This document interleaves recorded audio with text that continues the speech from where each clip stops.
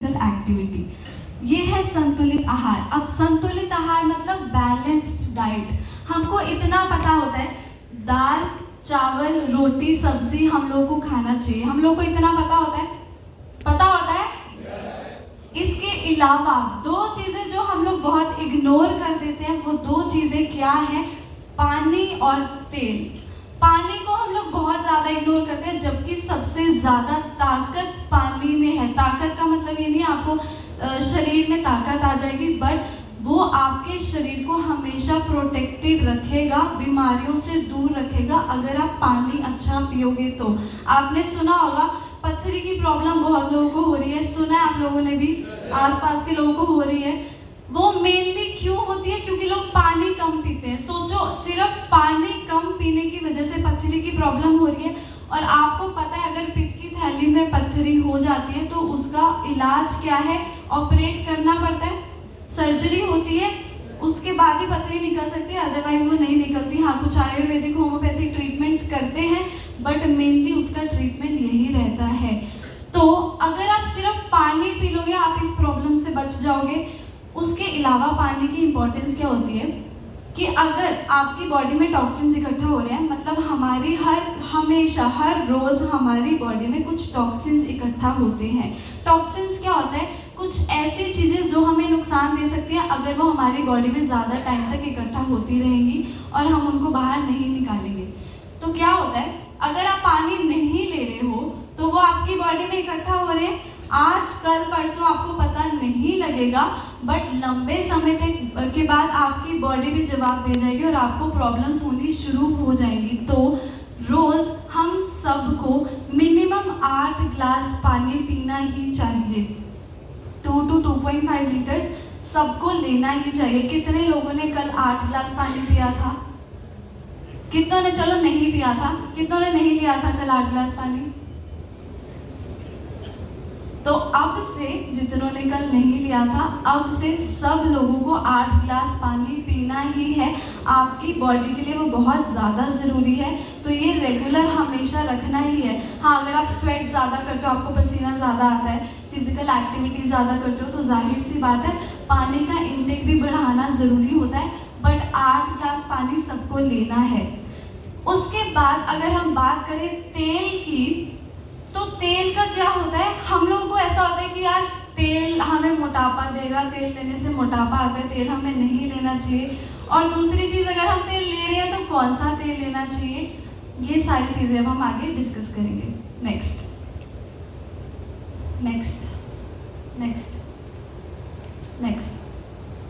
ये कितने लोगों ने सुना है तेल खाने से मोटापा आता है? कितने लोगों ने सुना है? तो मैं सबसे पहले आपको यही बताना चाहती हूँ कि मोटापा आता कैसे है, क्योंकि अगर आपको ये पता होगा उसके बाद आपको मोटापा शायद नहीं आएगा, आप उस पर काम कर पाओगे।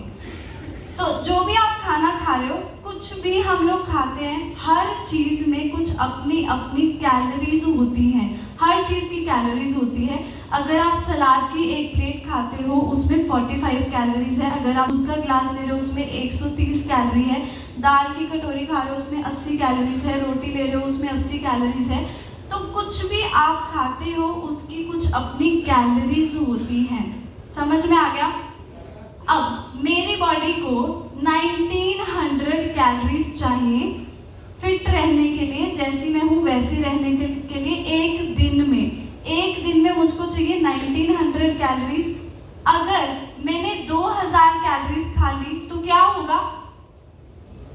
वेट को क्या होगा? जितना चाहिए उससे ज्यादा अगर मैं खाऊंगी तो वेट बढ़ेगा, मतलब एक्स्ट्रा कैलोरीज वेट बढ़ा रही है। बट अगर हम ये बोल रहे हैं कि फैट से मोटापा आ रहा है, वो गलत है, क्योंकि मोटापा आता किससे है? एक्स्ट्रा कैलोरीज लेने से। तो ये है मोटापा जो आता है वो एक्स्ट्रा कैलोरीज लेने से आता है। हाँ, एक और रीजन भी होता है मोटापा क्यों आता है। आपने सुना होगा कुछ लोगों को बोलते हैं मुझे पानी भी लग जाता है, मुझे हवा भी लग जाती है, मैं अगर पूरे दिन में 1 रोटी भी खाती हूँ तो वेट बढ़ रहा है। सुना है? ऐसा क्यों होता है? क्योंकि वो लोग फिजिकल एक्टिविटी नहीं करते, और अगर आप फिजिकल एक्टिविटी नहीं करोगे उससे क्या होगा? आपका जो मसल है, मसल का जो मास होता है, वेट होता है, मसल्स कम हो जाएंगे। और जब मसल कम होता है उससे क्या होता है, चर्बी बढ़ती रहती है। तो अगर शरीर में चर्बी ज़्यादा है, फिर आप चाहे पूरे दिन में एक रोटी खा रहे हो ना, वो भी आपको डबल लगेगा। तो ये प्रॉब्लम होती है। तो यही दो कारण होते हैं कि आपका वेट बढ़ता है। या तो अपना फिजिकल एक्टिविटी इंप्रूव कर लो, दूसरा जितनी कैलोरीज चाहिए उतना तो खाओ। क्योंकि लोग क्या करते हैं, डिनर ही स्किप कर देते हैं, डिनर ही नहीं करते। लाइफ लॉन्ग तो ऐसा नहीं चलेगा। लाइफ लॉन्ग आप डिनर बंद कर सकते हो? नहीं कर सकते हो। पूरी लाइफ के लिए जो चीज़ नहीं चल सकती वो चीज़ आप अभी करके तो ठीक हो जाओगे, पतले हो जाओगे, बट बाद में वो मोटापा तो आएगा ही, क्योंकि आप बाद में ज़्यादा खाना शुरू कर दोगे। समझ पा रहे हो मैं क्या कह रही हूँ? तो ये होता है मोटापे का रीज़न। नेक्स्ट, अब फैट हमारे लिए ज़रूरी होता है। ज़रूरी क्यों होता है? एक एग्जांपल देती हूँ। तो जब मैं हॉस्पिटल में काम कर रही थी, अगर किसी को मिर्गी का दौरा पड़ता था, दिमाग की कोई प्रॉब्लम होती थी, हम लोग उनको डाइट देते थे फैट रिच डाइट। मतलब उनकी डाइट में गुड फैट्स ज़्यादा होने चाहिए, बजाय के रोटी के, अनाज से भी ज़्यादा हम उनको फैट्स देते थे। ऐसा क्यों? क्योंकि आपका जो दिमाग है वो भी 70% फैट से ही बना हुआ है। और अपने दिमाग को वर्क करवाने के लिए अगर उसको आप फैट नहीं दे रहे हो तो आपका दिमाग अच्छे से वर्क नहीं करेगा। प्रॉब्लम क्या आएगी? आप लोग भूलना शुरू कर दोगे और आपको लगेगा कि यार बुढ़ापा आ रहा है, इस वजह से मैं शायद भूल रहा हूँ। बट ऐसा नहीं होता। आपको पता आपके बड़े बुजुर्ग कितने लंबे समय तक चीज़ों को याद रखते थे। हम लोगों को चीज़ें अब भी हम लोगों को चीज़ें याद नहीं रहती हैं। ऐसा क्यों है? क्योंकि हमारी डाइट में गुड फैट्स नहीं है। पहले के लोग देसी घी बहुत ज़्यादा खाते थे, उनको कुछ भी प्रॉब्लम नहीं होती थी, उनका दिमाग भी अच्छा चलता था। हम लोग अब देसी घी ही नहीं ले सकते हैं, क्योंकि देसी घी से हमें प्रॉब्लम होगी, बिकॉज हम फिजिकल एक्टिविटी नहीं कर रहे हैं। समझ पा रहे हो? तो गुड फैट्स हमारे लिए क्या बचे फिर? अगर हम देसी घी नहीं ले सकते तो गुड फैट्स हमारे लिए बचे हैं नट्स, बादाम हो गए, अखरोट हो गए। अगर ये भी आप नहीं, कुछ लोग अगर अफोर्ड नहीं कर सकते, महंगा लगता है, तो सीड्स ले सकते हो। सीड्स, अलसी के बीज हो गए, sunflower seeds, pumpkin seeds. Market में जाओगे तो आप बोलोगे अगर मिक्स्ड सीड्स दे दो, तो आपको वो दे देंगे।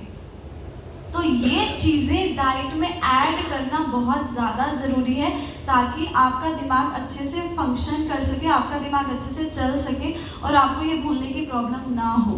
नेक्स्ट, उसके बाद आते हैं 4 वाइटामिन्स, विटामिन ए, डी, ई और के। तो हमारे खाने में बहुत सारे वाइटामिन्स होते हैं, मिनरल्स होते हैं, ये हम लोगों को पता है। पता है हम लोगों को? सब लोग बोलो, पता है हम लोगों को? गुड। तो हमारे खाने में बहुत सारे वाइटामिन्स होते हैं, मिनरल्स होते हैं। उनमें से 4 वाइटामिन्स हैं, ए, डी, ई, के। ये क्या है? फैट सॉल्युबल है। मतलब इसका मतलब क्या है? अगर आपकी बॉडी में गुड फैट्स नहीं है तो क्या होता है? अगर गुड फैट्स आपकी बॉडी में नहीं है तो ये जो विटामिन हैं ये आपके शरीर में वैसे नहीं यूज होंगे जैसे होने चाहिए। एग्जाम्पल अगर मैं आपको दूं तो हम लोग गाजर खाते हैं, गाजर सब लोग खाते हैं। गाजर में कौन सा विटामिन ज्यादा होता है? कौन सा होता है? ए। गुड। तो विटामिन ए गाजर में सबसे ज्यादा होता है। अगर आपने गाजर ऐसे ही खा ली, उससे क्या होगा? आपको विटामिन ए 20% तक ही मिलेगा, उससे ज़्यादा आपकी बॉडी यूज़ नहीं करेगी। बट वही गाजर अगर आपने गुड फैट्स के साथ ली है, गुड फैट्स का मतलब क्या है? क्या था? सीड्स और बादाम, अखरोट, नट्स एंड सीड्स, ये गुड फैट्स हैं। तो अगर आपने सपोज बादाम के साथ ले लिया, या 2 अखरोट के साथ, या फिर 1 चम्मच बीज के साथ, सीड्स के साथ ले लिया, उससे क्या होगा? 90% तक विटामिन ए आपके शरीर में यूज हो जाएगा। तो ये फर्क होता है। अगर आप विटामिन ले रहे हो, ये जो हम लोग खाना खा रहे हैं, उसके साथ फैट का होना बहुत ज़्यादा ज़रूरी है। इसी वजह से हम लोग की सब्जी हमेशा तेल में बनती है, क्योंकि तेल में भी फैट्स होते हैं। और कुछ न्यूट्रिशन ऐसा होता है, कुछ न्यूट्रिएंट्स ऐसे होते हैं जो बिना फैट के आपके शरीर में लगेगी ही नहीं। इसीलिए बॉडी में गुड फैट्स का होना बहुत ज़्यादा ज़रूरी है। गुड फैट्स का मतलब आपको पता है चर्बी नहीं है, गुड फैट्स का मतलब होता है जो हम गुड फैट्स खा रहे हैं। समझ में आ गया सबको? गुड। नेक्स्ट, हमारे दिमाग के लिए मैंने आपको बता दिया बहुत अच्छा होता है फैट। अखरोट की शेप दिमाग जैसी इसी वजह से होती है क्योंकि अखरोट में गुड फैट्स होते हैं और उसकी वजह से हमारा दिमाग अच्छे से फंक्शन कर सकता है। अगर आप दिन में 2 अखरोट भी ले रहे हो उतना भी काफ़ी है। अगर किसी को सूट नहीं करते क्योंकि उसकी तहसील गर्म होती है, तो अगर वो आपको गर्म करते हैं आप सिर्फ उसको रात को भिगो के रख सकते हो और सुबह या पूरे दिन में कभी भी ले सकते हो। नेक्स्ट, कितना खाएं? तो अब सबसे इम्पोर्टेंट क्वेश्चन ये है कि हमको कितना तेल लेना चाहिए। चलो तेल लेना है, पर कितना लेना है? तो ये किसने हमको बताया है? ICMR है, Indian council of medical research. अब Indian council of medical research क्या करती है?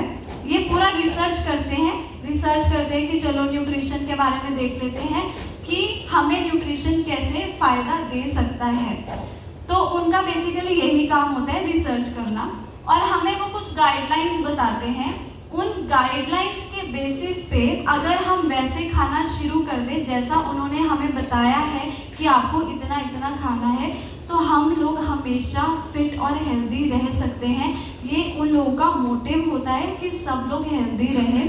तो ICMR ने हमको ये गाइडलाइंस दी है। NIN क्या है? National institute of nutrition. तो इनका काम सारा न्यूट्रिशन से रिलेटेड ही होता है। इन्होंने हमको बताया कि up to 25 grams of visible fat हम लोग ले सकते हैं डेली। तो डेली कितना ले सकते हैं? कितना ले सकते हैं? 25 ग्राम्स। गुड।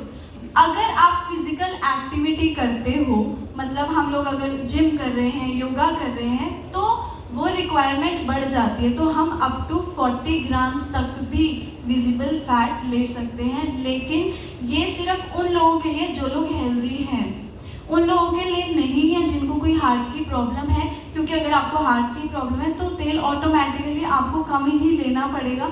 सिर्फ 1 चम्मच या 1.5 चम्मच तक आप तेल ले सकते हो, उससे ज़्यादा नहीं। Next, 25 to 40 grams. नेक्स्ट, ये मैं बता चुकी हूँ। अब सबसे इम्पोर्टेंट क्वेश्चन है कि कौन सा तेल लेना चाहिए। ये समझने के लिए ना, जो मैं अभी आपको समझाऊंगी ये थोड़ा शायद ऊपर से जाए कुछ लोगों के, लेकिन अगर आप ध्यान से सुनोगे तो आपको लगेगा कि यार ये बड़ी अच्छी चीज़ मैंने सीख ली है। तो प्लीज़, इसीलिए सब लोग जो पीछे भी बैठे हैं, सब लोग प्लीज़ ध्यान से सुनना। मैं बहुत सिंपल तरीके से समझाऊंगी ताकि आप सबको समझ में आ जाए। हर तेल में, कोई भी तेल आप ले लो, हर तेल में 3 चीज़ें होती ही हैं। 3 चीज़ें हर तेल में होती हैं। वो 3 चीज़ें क्या हैं? नेक्स्ट, ये 3 चीज़ें हैं सफ़ा, पूफा और मूफा। सफ़ा होता है सैचुरेटेड फैट, पूफा होता है पॉली अनसैचुरेटेड फैट, मूफा होता है मोनो अनसैचुरेटेड फैट। अब ये मूफा क्यों है? MUFA। इसकी फुल फॉर्म क्या है? Mono unsaturated fatty acids. PUFA की full form poly unsaturated fatty acids. SAFA की full form saturated fatty acids. समझ में आ गया? ये हर तेल में होता ही है।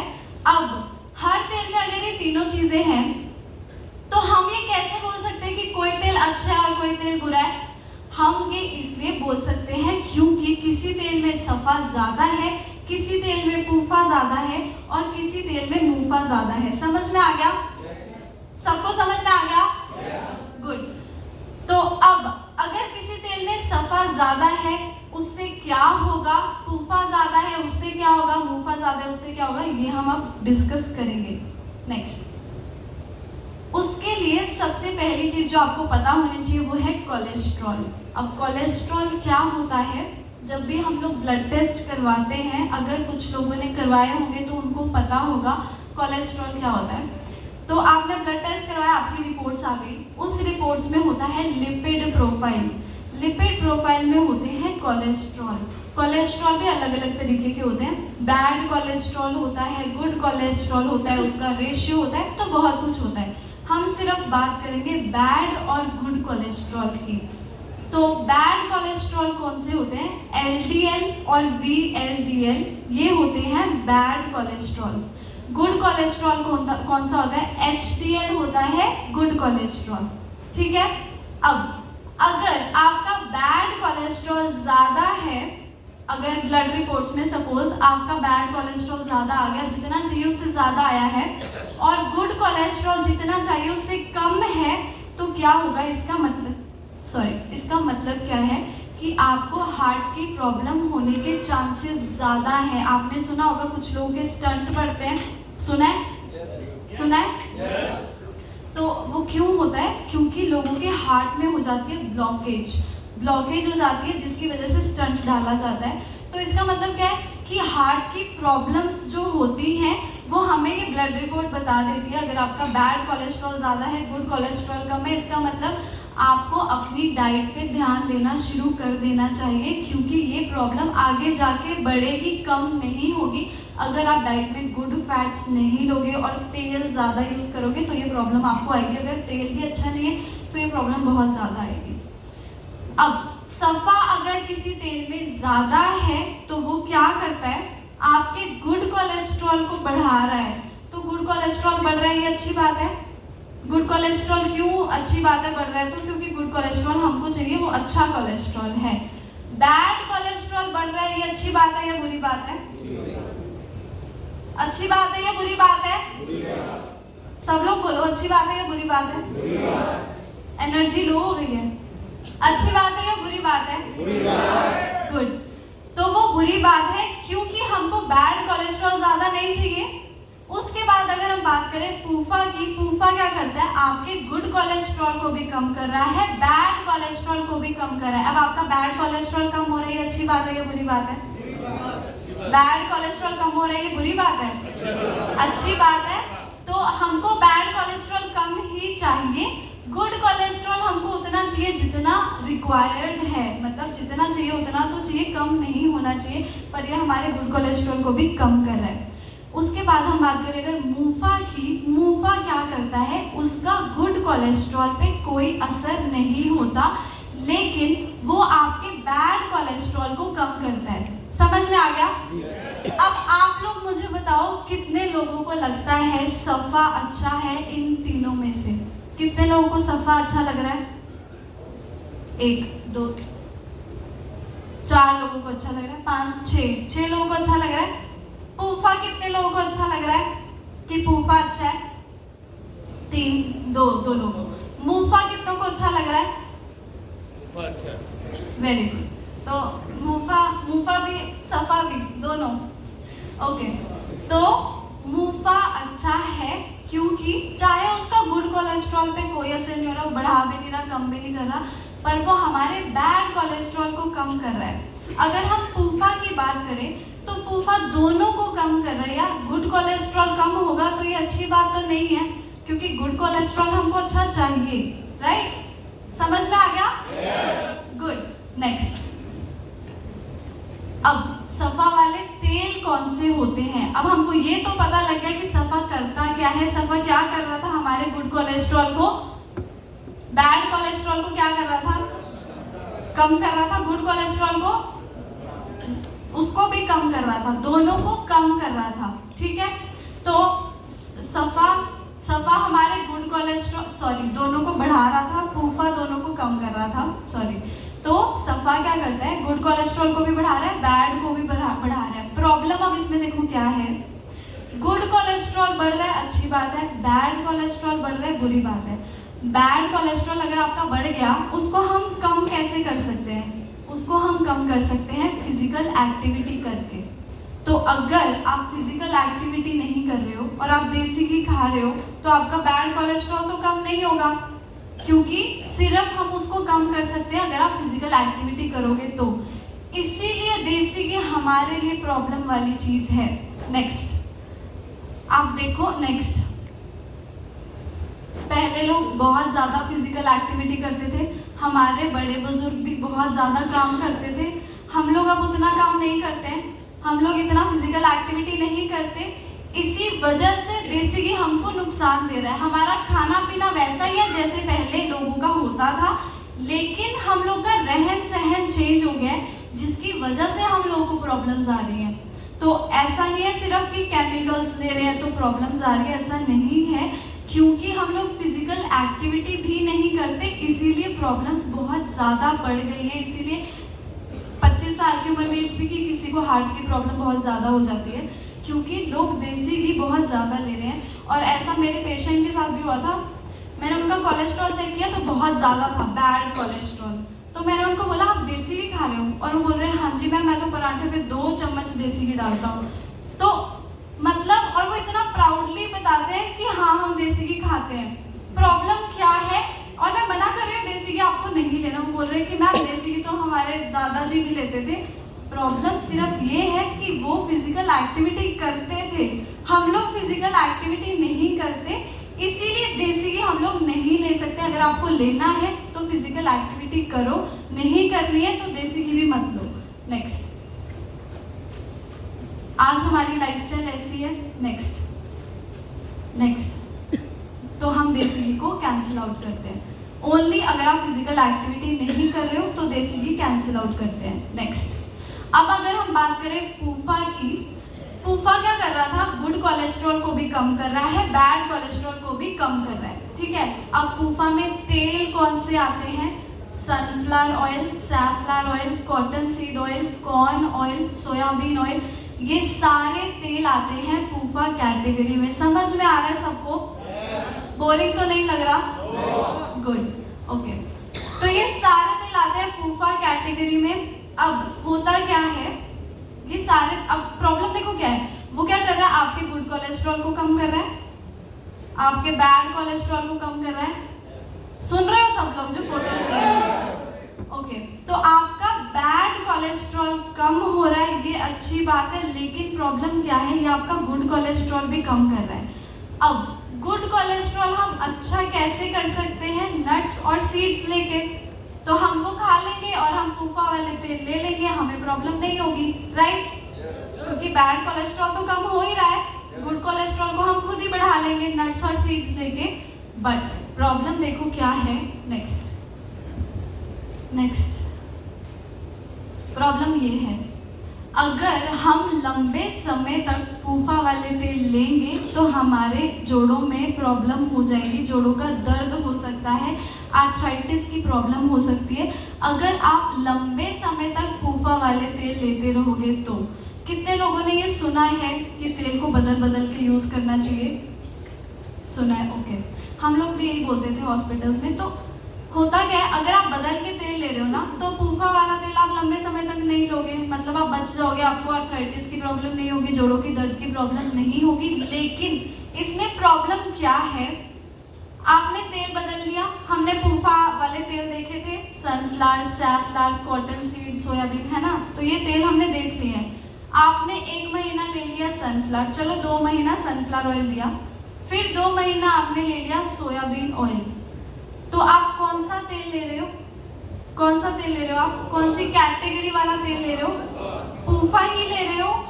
प्रॉब्लम क्या है, हम ले पूफा ही रहे हैं, सिर्फ उसकी वैरायटी चेंज हो रही है, सनफ्लावर से सोयाबीन पे आ गए, बट कैटेगरी तो वो पूफा की ही है। अभी आपको आज पता लगा है, बाकी लोगों को तो नहीं पता, आपको भी पहले नहीं पता था, तो ये प्रॉब्लम है, हमें ये नहीं पता। अगर हम तेल बदल रहे हैं तो हमको कौन सा तेल बदलना है, यही प्रॉब्लम है। और इस वजह से जोड़ों की दर्द की प्रॉब्लम लोगों में होनी शुरू हो जाती है अगर वो ये रिफाइंड तेल लेते रहते हैं तो।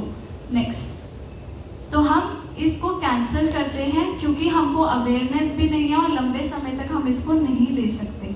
नेक्स्ट, अब मूफा की अगर हम बात करें तो मूफा आपके गुड कोलेस्ट्रॉल को क्या कर रहा था? बढ़ा रहा था?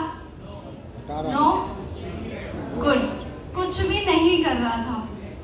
तो उसका गुड कोलेस्ट्रॉल पे कोई असर नहीं हो रहा था, वो हमारे बैड कोलेस्ट्रॉल को क्या कर रहा था? Very good. ये इस कैटेगरी वाले लोग सुन नहीं रहे हो, क्या कर रहा था वो? हमारे बैड कोलेस्ट्रॉल को कम कर रहा था। तो बैड कोलेस्ट्रॉल कम हो रहा है, गुड कोलेस्ट्रॉल पे कोई असर नहीं हो रहा। हमने इसीलिए बोला था कि मूफा अच्छा है, याद आ गया?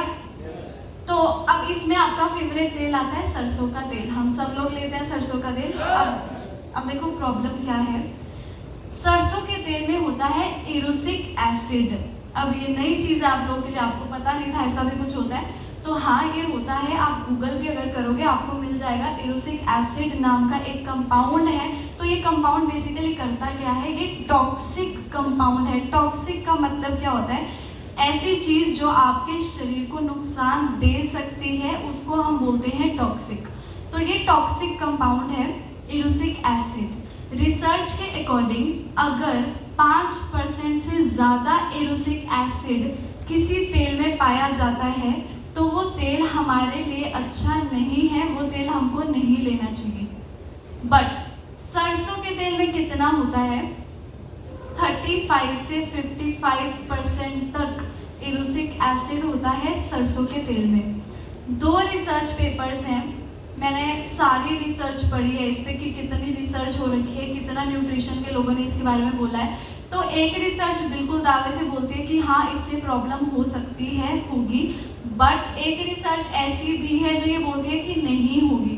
तो ये 50-50 है, बट हाँ रिस्क ज़रूर है। वही चीज़ है, कुछ लोगों को खट्टा सूट नहीं करता, कुछ को खट्टा सूट करता है। सेम चीज़ है, कुछ लोगों को सरसों का तेल सूट करेगा ही नहीं। मेरे खुद के कुछ क्लाइंट्स हैं उनको नहीं सूट करता है, तो कुछ लोगों को सूट नहीं करेगा, कुछ को कोई प्रॉब्लम कभी आएगी ही नहीं। तो ये बहुत 50-50 सिचुएशन है। पर प्रॉब्लम है क्या सरसों के तेल में? फिर प्रॉब्लम ये है क्योंकि हम सब 99% लोग सरसों का तेल यूज़ करते हैं और इस वजह से पॉपुलेशन हमारी ज़्यादा है, हमको पता है, बहुत लोग, बहुत आबादी है, हमें पता है ये बात। तो उस वजह से प्रोडक्शन भी बढ़ेगी, सरसों के तेल की रिक्वायरमेंट भी बढ़ेगी क्योंकि हम सब लोगों को चाहिए। और प्रोडक्शन कैसे बढ़ा रहे हैं वो लोग? केमिकल्स यूज़ करके।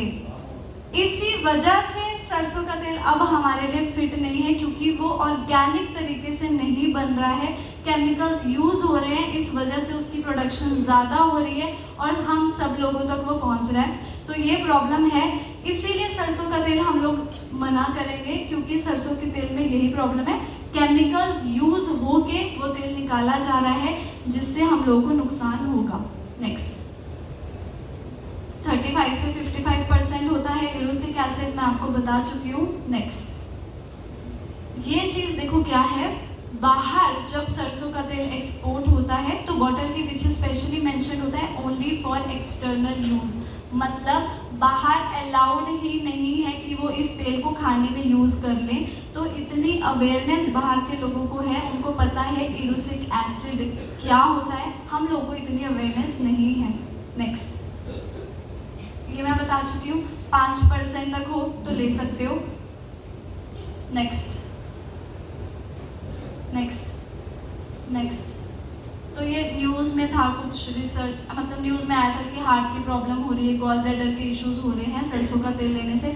बट अगेन ऐसा नहीं है कि सब लोगों को ये प्रॉब्लम होगी, हाँ कुछ लोगों को हुई है, कुछ लोगों को सूट नहीं किया है केमिकल्स की वजह से। नेक्स्ट, अब बचे कौन से तेल हैं? एक बचा है कैनोला ऑयल, एक बचा है, कौन सा तेल बचा है?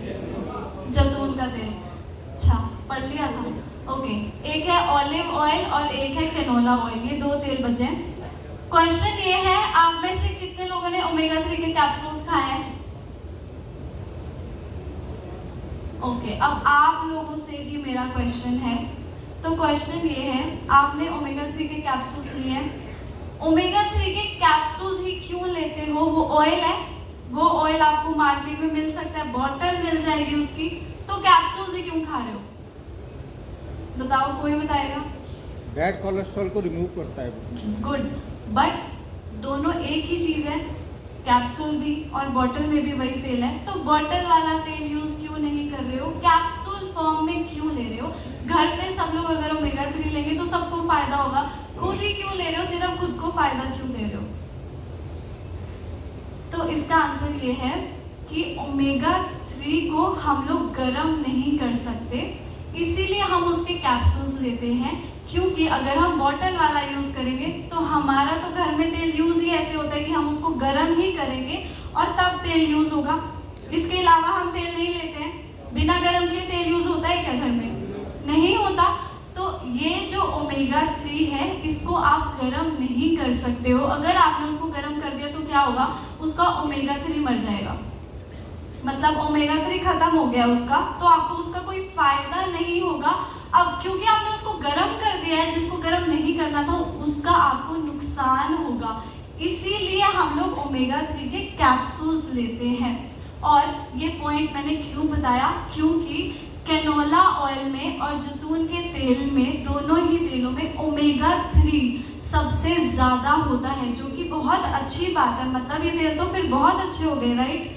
बट प्रॉब्लम क्या है, हम लोग ये तेल नहीं ले सकते क्योंकि हमारी इंडियन कुकिंग में हम लोग तेल बिना गरम किए यूज़ कर ही नहीं सकते। हमें पता ही नहीं है कि भाई उसके अलावा कैसे हम तेल यूज़ करें। हमें तो बस इतना पता है कढ़ाई में हमने तेल डाला, फिर हमें जीरा डालना है जब तेल गर्म हो जाएगा, राइट। इतना ही पता है।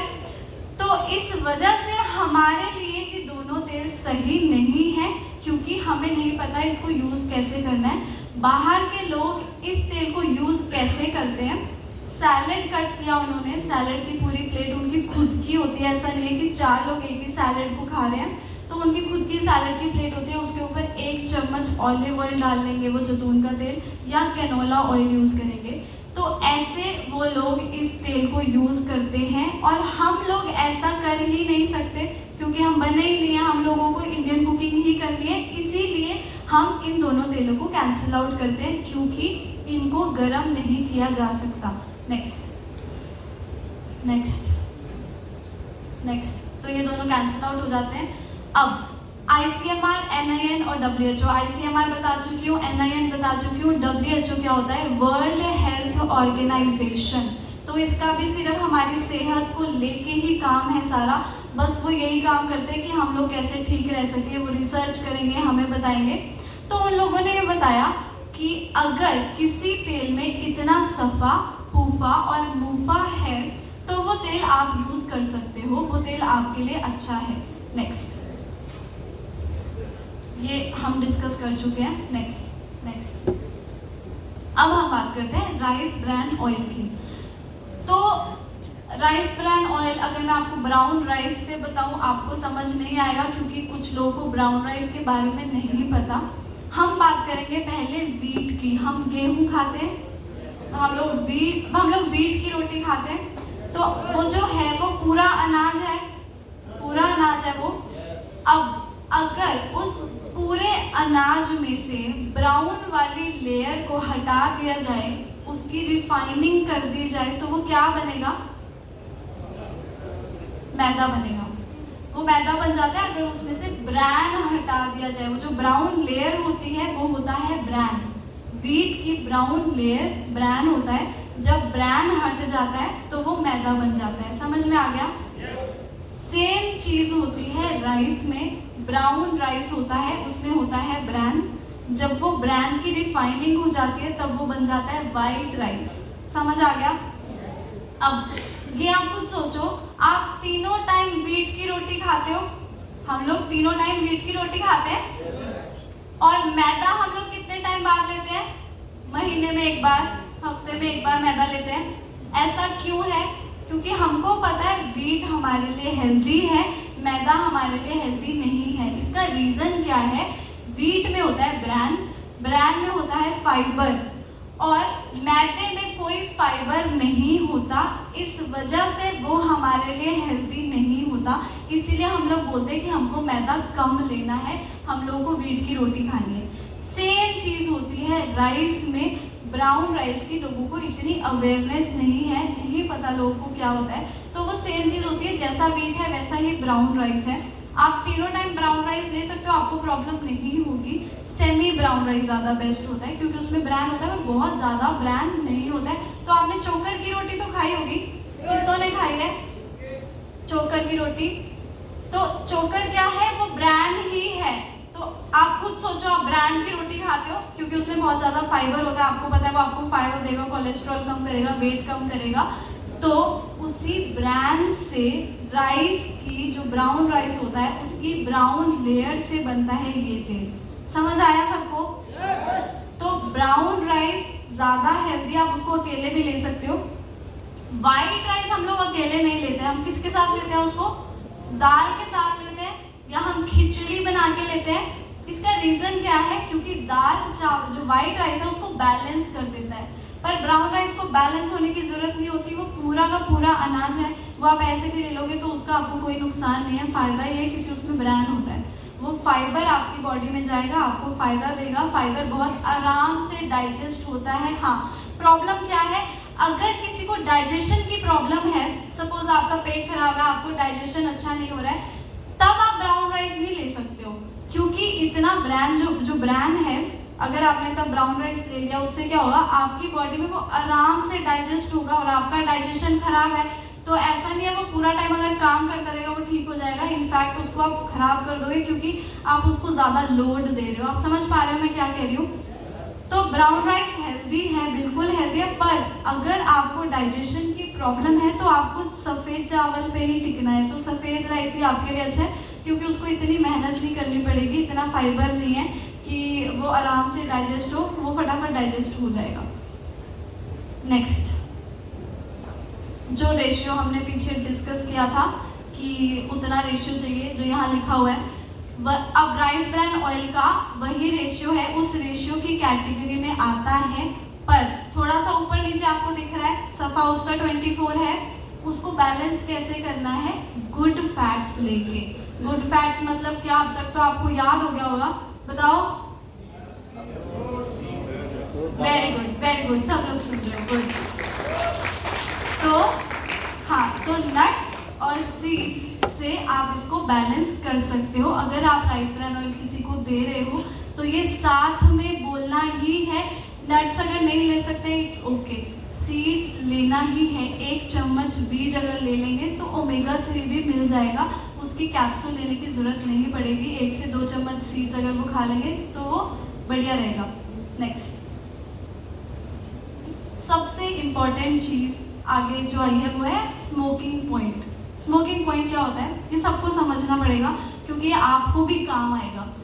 हर तेल का कुछ अपना स्मोकिंग पॉइंट होता है। मतलब क्या है इसका, कोई तेल बहुत जल्दी धुआं दे देगा, कोई तेल बहुत लंबे समय तक गर्म करना पड़ेगा तो धुआं देगा, राइट? ऐसे ही होता है। तो इसका मतलब क्या है, हर तेल का अपना अपना कुछ स्मोकिंग पॉइंट होता है।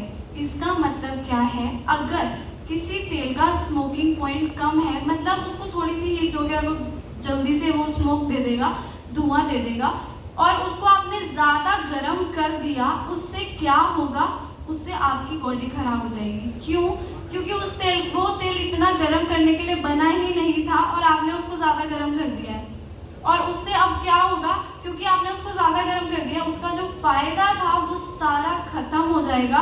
अब वो आपको सिर्फ नुकसान देने के लिए ही है। तो अगर आप तेल यूज़ कर रहे हो, सपोज आपने, सबसे इम्पोर्टेंट होता है आपने पकौड़े बनाने के लिए कौन सा तेल यूज़ किया, परांठे के लिए कौन सा यूज़ कर रहे हो, क्योंकि पराठा हम लोग बनाते हैं और तवे पे ही हम लोग तेल लगा लेते हैं। तवा बहुत ज़्यादा गर्म होता है और बहुत ज़्यादा धुआं उठ जाता है, ये हम लोग को पता है। तो अगर तब आपने वो तेल यूज़ कर लिया जिसका स्मोकिंग पॉइंट कम है, ऑलिव ऑयल का स्मोकिंग पॉइंट बहुत कम होता है और उसमें ओमेगा 3 है, तो आप उसको गर्म नहीं कर सकते। सपोज आपने वो तेल यूज़ कर लिया तो उससे आपको डबल नुकसान होगा, फ़ायदा कुछ भी नहीं होगा। उसका फ़ायदा तो ख़त्म हो गया है क्योंकि आपने उसको ज़्यादा गर्म कर दिया है, अब आपको क्या होगा, सिर्फ नुकसान। तो इसीलिए आपको वही तेल यूज़ करना चाहिए हम लोगों को, क्योंकि हमारी इंडियन कुकिंग है और इंडियन कुकिंग में हम लोग तेल ज़्यादा गर्म करते हैं, तो इसीलिए हमें वही तेल यूज़ करना है जिसका स्मोकिंग पॉइंट थोड़ा अच्छा है, ज़्यादा है। राइस ब्रान ऑयल का स्मोकिंग पॉइंट सारे तेलों के कंपैरिजन में बहुत ज़्यादा होता है। तो राइस ब्रान ऑयल आप यूज़ कर सकते हो। आपने पकौड़े तलने हैं, समोसे खाने हैं, तो उसके लिए आप इसको आराम से यूज़ कर सकते हो। हाँ, अगर उसका सपोज स्मोकिंग पॉइंट ज़्यादा है, आपने उसको थोड़ा सा गर्म कर दिया तो भी उसका कुछ नुकसान नहीं है, उसका तब भी फायदा ही है। समझ में आ गया सबको? Very good. नेक्स्ट, अब बात करते हैं एंटीऑक्सीडेंट्स की। तो 2 चीज़ें होती हैं, एक होता है ऑक्सीडेंट्स, एक होता है एंटीऑक्सीडेंट्स। ऑक्सीडेंट्स क्या होते हैं, तो आप जो भी चीज़ें खा रहे हो जो आपको कुदरत ने नहीं दी हैं, वो सारी चीज़ें होती हैं ऑक्सीडेंट्स, ठीक है? और आप जो चीज़ें खा रहे हो जो आपको कुदरत ने दी हैं वो होते हैं एंटीऑक्सीडेंट्स। समझ आया? अब कुदरत कुदरत ने आपको क्या चीज़ें नहीं दी हैं, ब्रेड, केक, पेस्ट्री, मतलब ये जितनी भी चीज़ें हैं, पैकेट वाली सारी चीज़ें हैं, ये सारी चीज़ें हमें कुदरत ने नहीं दी हैं, हम ये चीज़ें लेते हैं, राइट। अब जूस वगैरह जो हम लोग जूस पीते हैं, रियल के पैकेट, टेट्रा पैक्स, ये सारी चीज़ें हमारे लिए अच्छी नहीं हैं, इसमें ऑक्सीडेंट्स होते हैं। बेशक लोग आपको बोलेंगे कि अच्छा ये तो बड़ा हेल्दी है, ये जूस मेरे को लेना है, तो प्रॉब्लम क्या है, वो पैकेट में है, वो लंबे समय तक जिंदा कैसे है, उसमें कुछ डाला है इसीलिए वो लंबे समय तक जिंदा है। तो अगर आप उसकी जगह पे एक एप्पल खा लोगे, अगर आप ऑरेंज खा लोगे, वो ज़्यादा बेटर है पैकेट वाले जूस से। इसीलिए जो चीज़ें कुदरत ने दी हैं उसमें एंटीऑक्सीडेंट्स होते हैं। अब इसका फ़ायदा क्या है, अगर आपकी डाइट में, सपोज आपकी डाइट है, आपकी डाइट में ऑक्सीडेंट्स ज़्यादा है, तो क्या होगा, आपके शायद 20 साल की उम्र में भी सफ़ेद बाल आ जाएंगे, ठीक है। और अगर सपोज आप ले रहे हो एंटीऑक्सीडेंट्स, तो शायद 40 साल की उम्र में भी आपके सफ़ेद बाल नहीं होंगे। ये फ़र्क होता है डाइट का। तो अगर आप एंटीऑक्सीडेंट ज़्यादा लोगे, बुढ़ापा दूर जाएगा। अगर आप ऑक्सीडेंट्स ज़्यादा लोगे तो बुढ़ापा उतना ही जल्दी आएगा। समझ में आ गया? गुड। राइस ब्रान ऑयल में एंटीऑक्सीडेंट्स सबसे ज़्यादा होते हैं, जो कि बहुत अच्छी बात है, क्योंकि हमें पता है एंटीऑक्सीडेंट्स क्या करते हैं, बुढ़ापे को दूर कर रहे हैं। गुड। नेक्स्ट, अब ये नेक्स्ट नेचुरली ही बैलेंस्ड ऑयल है, इसमें कुछ ऐड नहीं किया है उसको बैलेंस करने के लिए। अब हमको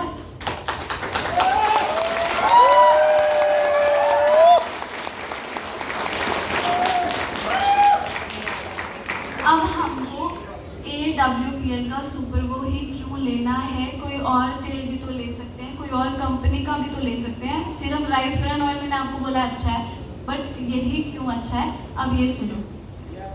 तो होता क्या है, रिफाइनिंग होती है तेल की, ये हमको पता है। हर कंपनी, जितनी भी बाकी कंपनीज हैं, वो राइस ब्रान ऑयल को रिफाइन कैसे करते हैं, इंडियन सेफ्टी स्टैंडर्ड्स को यूज करके तेल की रिफाइनिंग होती है। अब इंडियन सेफ्टी स्टैंडर्ड्स में क्या आता है, थर्मिक फ्लूइड सिस्टम। तो ये एक ऐसा सिस्टम है जिसको बाकी सारी कंपनीज यूज कर रही हैं, सिर्फ AWPL यूज नहीं कर रहा। तो अब ये है क्या, पहले सुन कर लो, ये है क्या। तो थर्मिक फ्लूइड सिस्टम होता क्या है, एक टैंक है, सब लोग समझो ध्यान से, अगर दिमाग में फोटो नहीं बनाओगे तो समझ में नहीं आएगा। टैंक है, टैंक के अंदर पाइप है, पाइप के बाहर राइस ब्रान ऑयल है, और पाइप के अंदर है मिनरल ऑयल, पेट्रोलियम प्रोडक्ट। समझ में आया सबको? इमेज बन गई?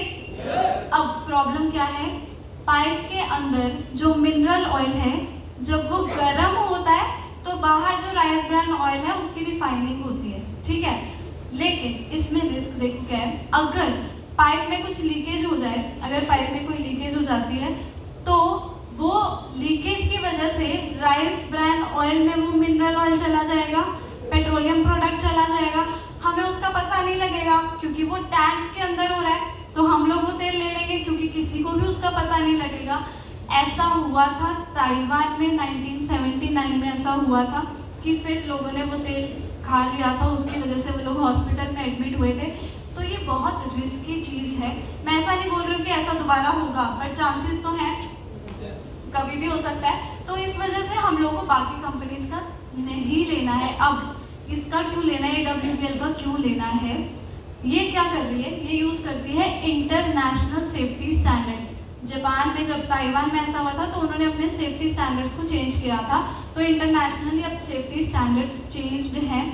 तो अब क्या यूज़ हो रहा है, इंटरनेशनली रिफाइनिंग कैसे होती है, थर्मोसाइफन सिस्टम को यूज़ करके। अब थर्मोसाइफन सिस्टम क्या होता है, सेम चीज़ है, टैंक है, टैंक के अंदर पाइप है, पाइप के बाहर राइस ब्रान ऑयल है, बट फर्क क्या है, पाइप के अंदर क्या है। अब पाइप के अंदर होती है स्टीम, भाप। उस भाप से हमारा जो बाहर तेल है वो रिफाइन हो रहा है। तो आप समझो ये सबसे सेफेस्ट तरीका है, भाप से अगर तेल की रिफाइनिंग हो रही है तो उसमें कोई रिस्क नहीं है, इसीलिए ये बेस्ट है। क्योंकि इसका पेटेंट भी हमारी कंपनी के नाम पे ही है कि हाँ, इस कंपनी ने ही सिर्फ इसको यूज़ करके रिफाइनमेंट किया है। तो ये हो गया। अब एक और चीज़ जो बहुत अच्छी है वो है ओरिजिनॉल। ओरिजिनॉल क्या है? ये भी एक एंटीऑक्सीडेंट ही है। एंटीऑक्सीडेंट, अब ओरिजिनॉल कितना, नेक्स्ट कर दो, ओरिजिनॉल कितना होता है? 1400 mg तक ओरिजिनॉल होता है इसमें। तो ओरिजिनॉल करता क्या है? ये फायदे आपको दिख रहे हैं। तो बेसिकली ओरिजिनॉल कर क्या रहा है? शॉर्ट में अगर मैं बोलूँ तो आपके बुढ़ापे को दूर कर रहा है, जो अगेन बहुत अच्छी चीज़ है। तो इसीलिए हमको ये लेना चाहिए। ये सेशन यहाँ पे ख़त्म होता है, बट जाने से पहले मैं आपको कुछ एक्स्ट्रा ज्ञान देके जाना चाहती हूँ, क्योंकि डाइटिशियन हो तो कुछ एक्स्ट्रा तो बोलूँगी ही, ताकि आपको फ़ायदा हो। तो ध्यान से सुनना।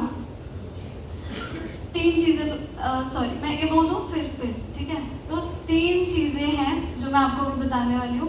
पहली चीज़ ये है, अगर दही अच्छे से जमी नहीं होती तो वो दही आपको नहीं लेनी है, वो आपको नुकसान देगी, उसका आपको कोई फ़ायदा नहीं होगा। दूसरी चीज़ ये, पेट लोगों का बाहर सिर्फ मेनली इसी वजह से आता है क्योंकि लोग बहुत तेज़ी से खाना खाते हैं। अगर आप लोग एक बाइट को 32 बार एक्चुअल में चबाओगे तो आपका पेट बाहर कभी भी नहीं आएगा, आपको मोटापा कभी नहीं होगा। मेन रीज़न मोटापे का होता ही यही है कि आप लोग अपने शरीर को टाइम नहीं दे रहे हो, अपने खाने को तक टाइम नहीं देते हो। तो 32 बार चबाओ। बड़े बुजुर्गों ने हमेशा एक ही चीज़ बोली है कि खाना ऐसे खाओ जैसे पानी पी रहे हो। तो हमेशा ये चीज़ का ध्यान रखना है। और तीसरी चीज़ मैं अगर बोलूँ तो शहद को कभी गर्म नहीं करना। अगर आप शहद को गर्म करके खा रहे हो उसका आपको नुकसान होगा, फ़ायदा नहीं होगा। और लास्ट चीज़ मैं बता देती हूँ,